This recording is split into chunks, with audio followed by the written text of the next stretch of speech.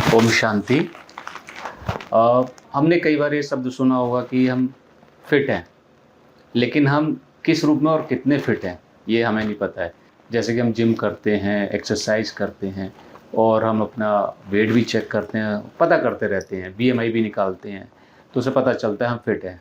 But हम mentally कितने fit हैं इसका कोई मापदंड नहीं है, ना हम वो चेक करते हैं, ना हमें वो पता चलता है। तो इसी टॉपिक पर आज हम बात करेंगे बीके कल्पना बहन से, जो कि इस फील्ड की एक्सपर्ट हैं, स्पिरिचुअल काउंसलर हैं एंड साइकोलॉजिस्ट हैं। कल्पना मैम, आपका बहुत बहुत स्वागत है। आज आप हमें बताइए मैम कि हम मेंटल हेल्थ को कैसे चेक कर सकते हैं और इसमें होता क्या होता है मेंटल हेल्थ? मानसिक स्वास्थ्य को अगर हमें जानना है तो हमें देखना होगा कि दिन भर हम कितना पॉजिटिव रहते हैं, कितना लाइट, इजी और रिलैक्स रहते हैं, स्ट्रेस फ्री रहते हैं, खुश रहते हैं। अगर ऐसा नहीं है तो हम कह सकते हैं कि हम मेंटली डिस्टर्ब हैं। जैसे कि दिन भर में हम छोटी या बड़ी किसी भी बात पर स्ट्रेस या टेंशन को फील करते हैं। हमें गुस्सा आता है, गुस्सा नहीं आया तो इरिटेट होते हैं, हम डिस्टर्ब रहते हैं, खुश नहीं रहते हैं। सब कुछ है, अच्छी नौकरी है, अच्छा घर है, अच्छा परिवार है, लेकिन खुश नहीं रहते हैं।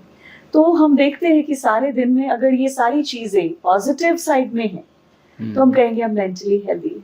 लेकिन अगर नहीं है, बार बार रिपीटेडली मुझे गुस्सा आता है, गुस्से की वजह से नुकसान होता है, या कोई ऐसी बात है, नेगेटिव वीकनेस है जिसके कारण से लाइफ में प्रोग्रेस नहीं हो पाती है, मेंटली उदास, निराश या हताश होते हैं, तो मानसिक स्वास्थ्य सिक्योर नहीं है, ऐसा हम कह सकते हैं। और जब हम शरीर से बीमार पड़ते हैं, थोड़ा भी आपको सिर दर्द होता है, पेट दर्द होता है, या कुछ भी डिस्कम्फर्ट है बॉडी में या पेन है, तो आप तुरंत डॉक्टर के पास जाते हैं, मेडिसिन लेते हैं और ठीक हो जाते हैं।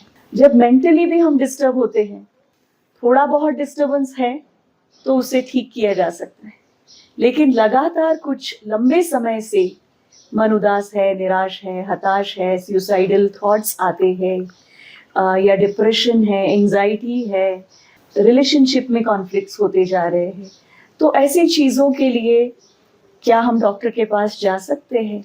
मेंटली हम अगर फिट फील नहीं करते हैं तो क्या हमें डॉक्टर के पास जाना चाहिए? जाना चाहिए, लेकिन हम जाने में शर्माते हैं या हिचकिचाते हैं कि अरे मेंटल हेल्थ के लिए कैसे हम जाए डॉक्टर के पास। ठीक है, डॉक्टर के पास नहीं जा सकते तो किसी साइकोलॉजिस्ट के पास या काउंसलर के पास जाएं, उनके साथ अपने मानसिक अस्वास्थ्य के बारे में चर्चा करें, क्यों है, किस लिए प्रॉब्लम है, रिलेशनशिप में है या विचारों में है या डिप्रेशन है, एंजाइटी है, क्यों है। तो भारतीय संस्कृति में ये कंसेप्ट इतना ज़्यादा लोगों ने इजीली नहीं लिया है कि मुझे अगर मानसिक स्वास्थ्य मेरा नहीं है ठीक तो मुझे किसी काउंसलर, थेरेपिस्ट या डॉक्टर को अप्रोच करना चाहिए। जैसे हम देखते हैं कि भारत में ही नहीं, विश्व भर में एडिक्शन की समस्या बहुत बढ़ती जा रही है। यंगस्टर्स किसी न किसी प्रकार के नशीले पदार्थों के एडिक्टेड हो जाते हैं और इतने ज़्यादा एडिक्टेड हो जाते हैं कि इतना दूर वो चले जाते हैं कि वापस आना उनके लिए मुश्किल हो जाता है। ऐसे समय पर उनको साइकियाट्रिस्ट की हेल्प तो लेनी ही पड़ती है, लेकिन हम जैसे काउंसलर्स और थेरेपिस्ट, साइकोथेरेपिस्ट भी उनको काउंसलिंग के माध्यम से उनके बिहेवियर है, थॉट पैटर्न है, उनमें चेंज करने के लिए उनको हेल्प कर सकते हैं। तो इस तरह की हेल्प लेना मेंटल स्वास्थ्य को सिक्योर करने के लिए ये कोई गलत नहीं है। अभी हमने रिसेंट में देखा आपकी बातों से, एंजाइटी आपने बोला, कई सेलिब्रिटीज़ की न्यूज़ आती रहती है कि वो एंजाइटी से गुजर रहे हैं। एक बहुत बड़ा अभी कुछ 2-3 साल पहले केस भी हुआ था, मैं सेलिब्रिटी का नाम नहीं ले रहा, जिन्होंने सुसाइड किया था, वो भी एंजाइटी और डिप्रेशन की वजह से किया था। तो इस हिसाब से लगता है कि लोगों को इस जानना और इसके बारे में जानना चाहिए। एक चीज़ है अवेयरनेस। जब मुझे मेंटल हेल्थ के बारे में अवेयरनेस है तब मुझे पता चलता है कि मैं मेंटली फिट नहीं हूँ, अनहेल्दी फील कर रहा हूँ, दूसरी चीज है, अगर मेंटली अनहेल्दी मैं फील कर रहा हूँ, चाहे एंजाइटी है, डिप्रेशन है, किसी भी वजह से, तो मुझे हेल्प कहाँ से मिलेगी, करेक्ट। है ना, ये भी पता होना अगर चाहिए। सही गाइड, सही कोच है, हाँ, तो हम तो सुधर- हमारे समाज में ये हेल्प के सोर्सेस का हमें पता होना जरूरी है, जरूरी है। ताकि हम समय पर हेल्प ले सकें। कई बार डर, हिचकिचाहट, हेल्प समय पर ना मिलना, इसकी वजह से बहुत सारे लोगों की मेंटल हेल्थ दांव पर लग जाती है, क्योंकि समय पर हेल्प नहीं लेते हैं, हिचकिचाहते हैं कि मैं कैसे मेंटली फिट नहीं हूँ, अनहेल्दी हूँ, ये मैं कैसे बताऊं। तो इस वजह से कई बार उसके नुकसान भुगतने पड़ते हैं। अगर समझो किसी को सुसाइडल थॉट्स आ रहे हैं और वो अपने आप में ही सोचे जा रहे, उस समय अगर वो किसी की हेल्प लेते हैं तो हो सकता है सुसाइडल थॉट्स से वो डाइवर्ट हो बाहर जाए। निकलना है। ये हम लोग अभी बात कर रहे हैं मेंटल हेल्थ की, तो अभी रिसेंट टाइम में किस तरह की समस्याएं आपको देखने में आती हैं? यहाँ पर माउंट आबू में जो स्पिरिचुअल काउंसलिंग सेंटर है या स्पिरिचुअलिटी एंड वेलबींग डिपार्टमेंट है, जितने भी लोग अब तक अप्रोच किए हैं और रिसेंट जो केसेस हम देख रहे हैं, तो दिखाई दे रहा है कि स्ट्रेस सबसे ज़्यादा बढ़ रहा है, क्योंकि चारों तरफ कंपटीशन बढ़ गया है ना, और लोगों के लाइफ में स्ट्रेस लेवल बढ़ता जा रहा है, डिप्रेशन बढ़ता जा रहा है, एंजाइटी बढ़ रही है, एंगर बढ़ता जा रहा है। इंटरनेट की दुनिया इतनी बड़ी हो गई है जिसमें हर चीज के सवाल का जवाब वो अपने आप ढूंढ लेते हैं, और कभी कभी छोटे बच्चों से लेकर बड़ों तक सेल्फ मेडिकेशन करना शुरू करते हैं। मुझे फलानी बीमारी है, इंटरनेट पे सर्च करूं, इस मेडिसिन से मैं ठीक हो सकता हूँ, तो वो धीरे धीरे मेडिसिन के आदी होते जाते हैं। फिर एडिक्शन की भी बीमारी हो गई है, अल्कोहल से लेके अलग अलग तरह के ड्रग्स, रिलैक्सेशन के लिए लोग आजकल इजीली यूज कर रहे हैं। तो एडिक्शन की समस्या यूथ्स में ज्यादातर देखी जा रही है, बढ़ रही है। बच्चों में गुस्सा है, बढ़ रहा है। कारण ये है कि पिछले 2 साल से हमने बच्चों के हाथ में मोबाइल इसलिए पकड़ाया कि उनकी क्लासेस ऑनलाइन होती थी। कैमरे के पीछे बैठकर वो इंसान, बच्चा सुन रहा है या नहीं सुन रहा है, टीचर का डायरेक्ट मॉनिटर नहीं होने के कारण वो साइड में कुछ गेम्स खेलना है या कुछ ऐसे कंटेंट को सर्च करना है जो उनके लिए सही नहीं है। वो उनके एक्सप्लोर होते गए उस चीज के लिए, और अब उनके हाथ से मोबाइल हम छुड़वा रहे हैं, तो उनको गुस्सा आ रहा है क्योंकि मोबाइल की आदत हो गई है, एडिक्शन हो गई है। अब अगर हम चाहते हैं कि वो मोबाइल छोड़ दे तो ना वो छोड़ सकते हैं। अगर हम अपने आप को देखें तो हम कितना मोबाइल और इंटरनेट से जुड़े हुए हैं, तो उनको कैसे। और ये एक बहुत बड़ी आकर्षण, बहुत बड़ी समस्या हो गई है। इसीलिए गुस्सा, एंगर बढ़ता जा रहा है, एंजाइटी बढ़ती जा रही है, रेसिंग थॉट्स जिसको बोलते हैं, नेगेटिव थॉट्स, बहुत फास्ट थॉट्स चलते हैं, इसीलिए फास्ट एक्शंस होती है। सब कुछ फास्ट चाहिए। बच्चे बड़े होते जा रहे हैं अभी बहुत जल्द, उनको सारी बातें पता है जो हमारे ज़माने में हम छोटे थे हमें नहीं पता थी, वो सारी बातें उनको पता है। तो वर्ल्ड बढ़ता जा रहा है। तो यहाँ पर मैं इंट्रोड्यूस करना चाहूँगी मेंटल हेल्थ से रिलेटेड, मानसिक स्वास्थ्य को अगर सिक्योर करना है तो एक बहुत सुंदर टर्म प्रचलित हो रही है अभी, less is more, less is enough. कैसे? हाँ, बहुत ज्यादा जानकारी हमें मिलती जा रही है अभी, और जानकारी का से हमारा ब्रेन, हमारा माइंड, हमारा इंटेलेक्ट ओवरलोडेड होता जा रहा है।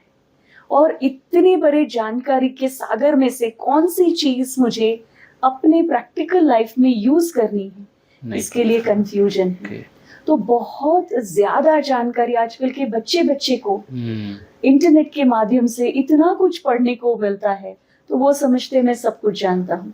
पिछले 2-3 हफ्ते में हम 3 से 4 स्टूडेंट्स से मिले, 10 साल से लेकर 19 ईयर्स की एज के 3 से 4 स्टूडेंट्स ऐसे थे जो सेल्फ मेडिकेशन के साथ चल रहे थे।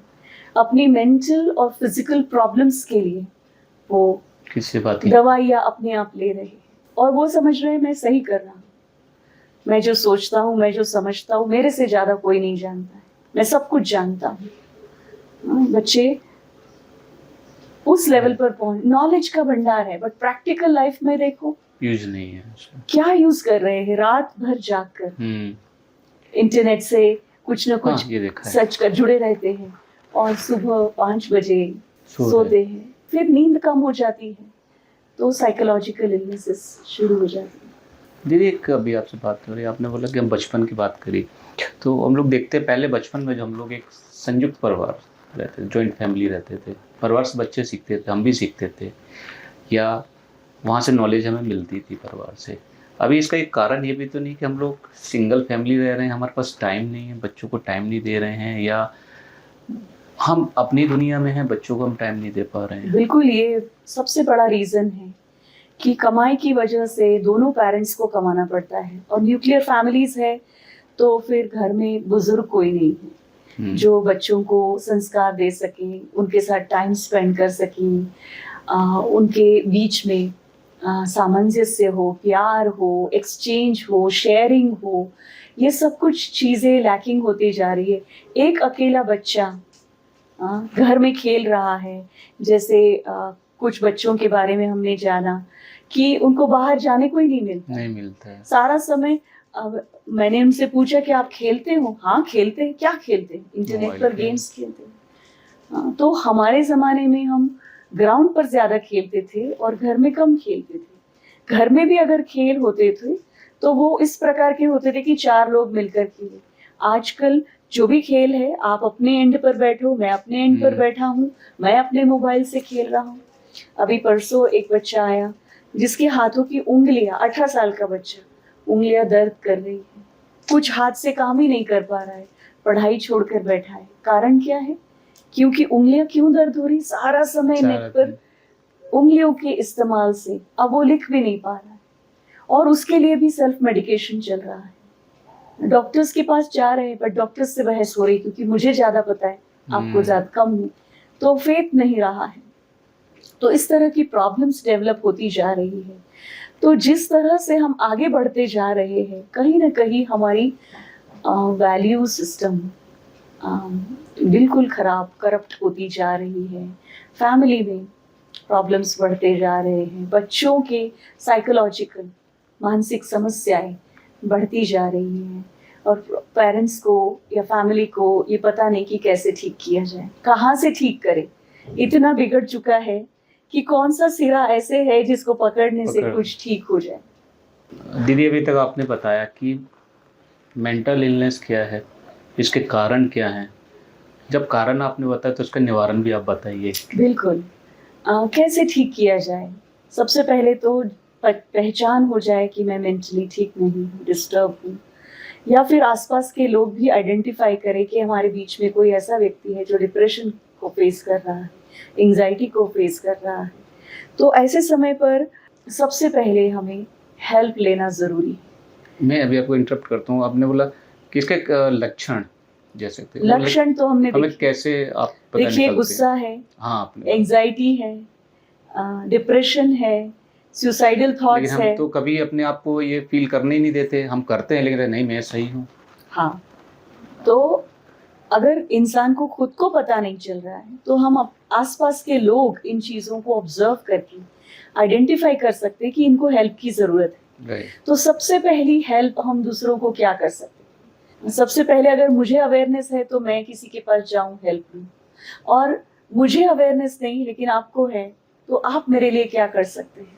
तो आप मुझे थोड़ा टाइम दे सकते हैं, मेरे साथ बैठ सकते हैं, बातें कर सकते हैं, और ऐसे समय पर जो इंसान विक्टिम है उसको दोष दिए बिना, जज किए बिना, उसके साथ क्या हो रहा है ये हम उनसे सुनने की कोशिश करें।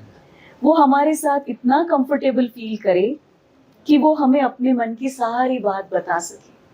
तो उसके लिए हमें उससे दोस्ती करनी होगी, उनको प्यार से बात करनी होगी, उनको हमारे साथ कंफर्टेबल फील कराना होगा। तो ये काम आजकल किसी के पास टाइम नहीं, तो यहाँ पर काउंसलर्स की ज़रूरत पड़ती है। काउंसलर्स क्या करते हैं? जब ऐसा कोई व्यक्ति आपके पास आता है या लाया जाता है तो वो उसको समय देते हैं, उसको एक्सेप्ट करते हैं।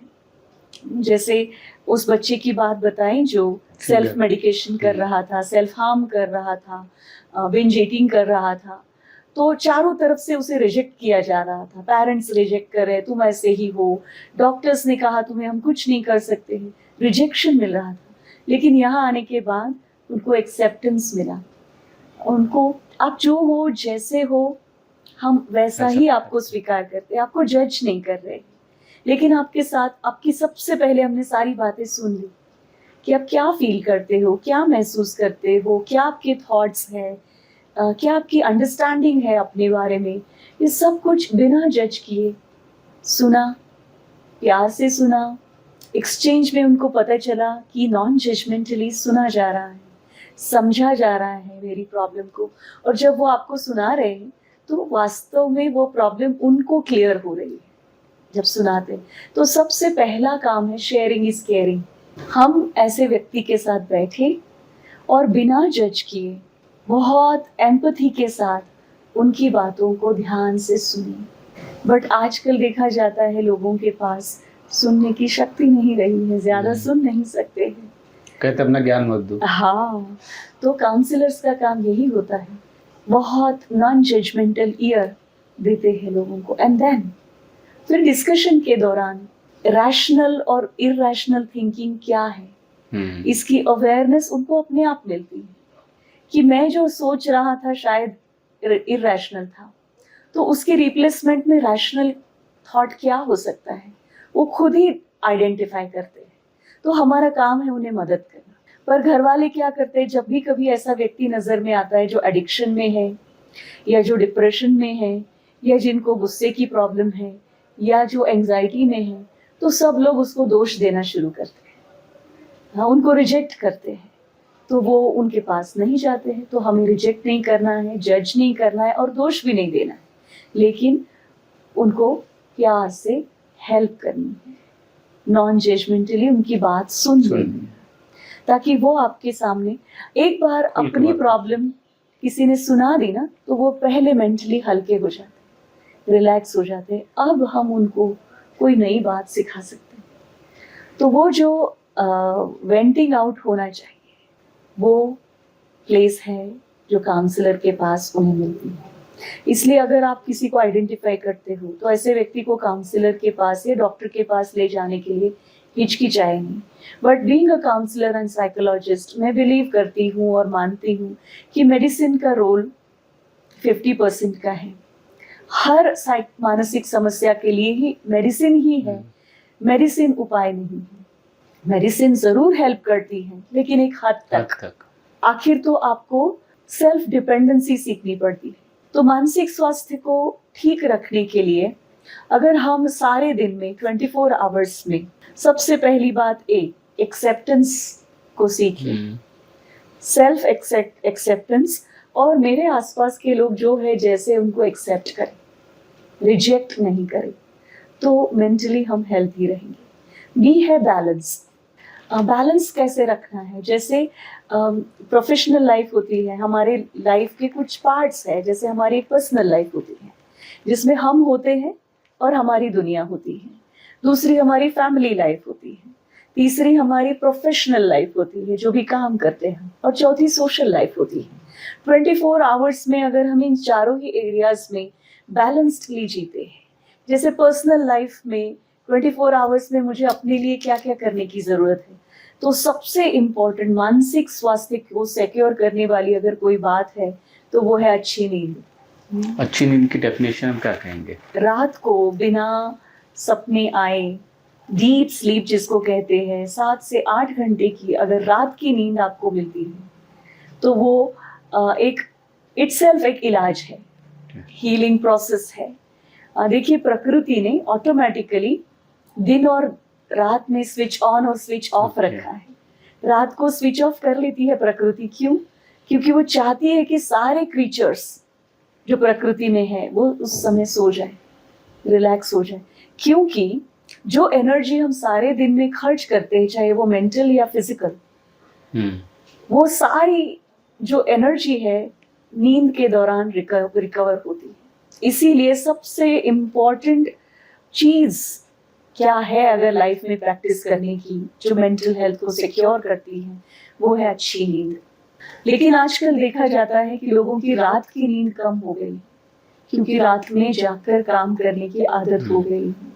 बहुत ज्यादा लोग रात को ही फ्री होते हैं जब वो इंटरनेट पर आ जाते हैं, मतलब अपसाइड डाउन उनकी दिनचर्या हुई है और इसीलिए मानसिक स्वास्थ्य दांव पर लग गया है। तो नींद सबसे पहले पर्सनल लाइफ में मुझे नींद का ध्यान खुद के लिए रखना है, तो मेंटल हेल्थ मेरी अच्छी रहेगी।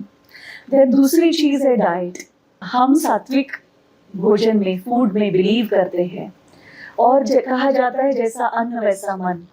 अगर तामसिक भोजन हम करते हैं किसी भी प्रकार का, तो हमारे मन पर उसका असर होता है और हमारा मन नेगेटिव इमोशंस के कारण और नेगेटिव इमोशंस बढ़ते रहने के कारण साइकोलॉजिकल इलनेस की तरफ बढ़ने लगता है।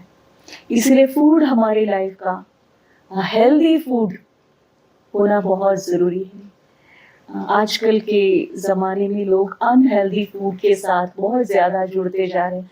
हमारी भारतीय संस्कृति में घर में बना हुआ भोजन सबसे ज़्यादा हेल्दी भोजन है और पाश्चात्य संस्कृति का असर इतना है कि आज आप देखेंगे रास्ते पर जगह जगह पर आपको वेस्टर्न फूड के स्टॉल्स दिखाई देंगे जो जंक होते हैं, जिसको हम जंक नाम से पुकारते हैं, और हम जंक फूड को खाए जा रहे हैं और माइंड भी उसी तरह से जंक होता जा रहा है। तो नींद के बाद फूड का इम्पोर्टेंस है, हेल्दी डाइट होना चाहिए। और तीसरी चीज है एक्टिविटी और एक्सरसाइज। सारे दिन में हम बैठ कर ज्यादा काम कर रहे हैं, तो कहा जाता है सिटिंग इज किलिंग। इंसान को बैठ कर काम करना उसको धीरे धीरे करके मौत की तरफ ले जा रहा है। और देखते हैं हम कि आजकल हम 10-12 घंटे बैठकर कंप्यूटर के सामने काम करते, चाहे वो स्टूडेंट है तो एक्टिविटी लेवल बढ़ना चाहिए, चाहे वो घर के काम हो, उठ बैठ कर करने के हो, या फिर एक्सरसाइज हो, या फिर वॉकिंग हो नेचर के बीच में, जिसको ग्रैटिट्यूड वॉक कहा जाता है, कि हम नेचर के बीच में पैदल करें और थैंक्स करें नेचर को, अपने आप को, परमात्मा को, और खुश हो जाए। तो एक्टिविटी लेवल को बढ़ाना बहुत ज़रूरी है, चाहे वो क्लीन करना है। कोरोना काल में सबको आदत हो गई किचन में खाना बनाना, झाड़ू पोछा करना, तो ये एक्चुअली बहुत ज़रूरी है।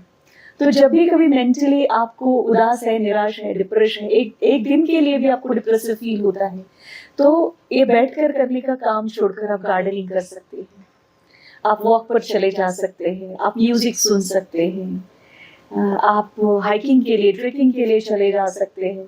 जितना जितना हम नेचर के साथ टाइम स्पेंड करेंगे उतना हम अपने मानसिक स्वास्थ्य को सिक्योर करते जाते हैं। तो दीदी आपने बताया कि हमें, आपने कारण बताए, निवारण भी बताए।